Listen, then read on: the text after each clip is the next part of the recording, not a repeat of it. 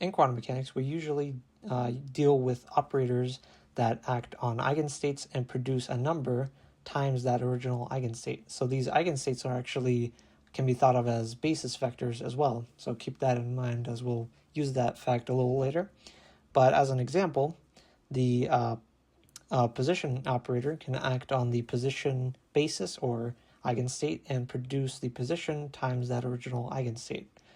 So what we can do is we can multiply this this equation by psi, or dual psi, the dual of psi, and since this is just a number, we can pop it outside. Now if we simply multiply by q times psi and integrate / sum over all of the eigenstates of q, we'll notice that this is just the identity operator, right? These are the basis operators, and since we're summing / integrating over all of them, we'll just get the identity operators. So we can write it like this. And on the other side, what we'll get is essentially q times the square modulus of essentially this, and the sum / integral over all of these.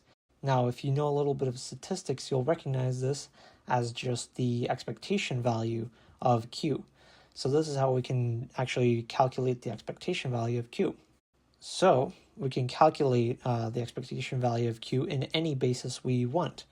So if we rewrite it like this and then multiply it by the identity operator in terms of the position basis, this becomes essentially psi complex conjugate times the operator in the position basis times psi regular. And of course, you can also write it in the momentum and energy bases.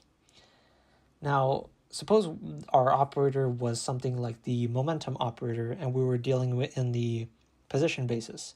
How would we write the momentum operator in that basis? Well, to do that, we would need de Broglie's hypothesis, right? So de Broglie's hypothesis essentially says that the wave function must be somehow proportional to some wave, right? In general, it's a complex wave, but this is the idea.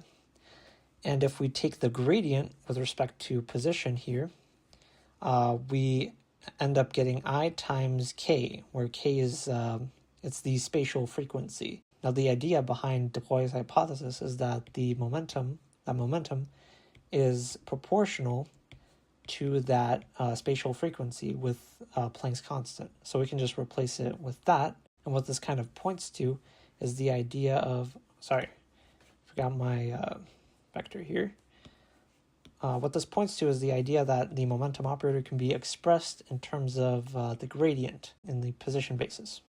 Now we have to do a kind of test on this result, because when we calculate these expectation values, we have to get a real number, right? It doesn't make sense to have some kind of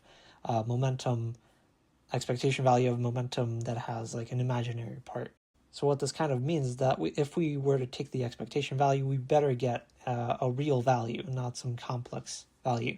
So if we do that using our little formula over here, we can rewrite this like this, by integrating by parts, essentially. Now this part is 0. Essentially, the reason why is because if you have a gradient of a function and you're integrating over space, you can basically rewrite this integral as just this function, as the integral of this function over the boundary of that space. And since we're integrating over all space, right, up to infinity, these sides have to go to 0 because of the Born rule, right? The integral has to converge. If they weren't 0 at infinity, then the Born rule would kind of fail. So this has to be 0. And so what we end up with is just kind of what survives is just this part. And if we look at this and analyze it a little bit, we'll notice that we can just write it as the complex conjugate of our original expression. And since only real numbers do that, right, the only types of numbers that have this property are real numbers, because complex numbers are always different if you take the complex conjugate. And what that means is that the expectation value must be real. And we call these things Hermitian operators, but you don't really have to worry about that. You just have to know that if we take the expectation value of the momentum, we get a real result. And I forgot my star. So yeah. And on a side note, we can also write the momentum or the position operator in the momentum basis like this. So it's very similar to what we had for the momentum operator. But yeah, that's about it. So the next video is going to be all about changing bases. But for this one, that's about it.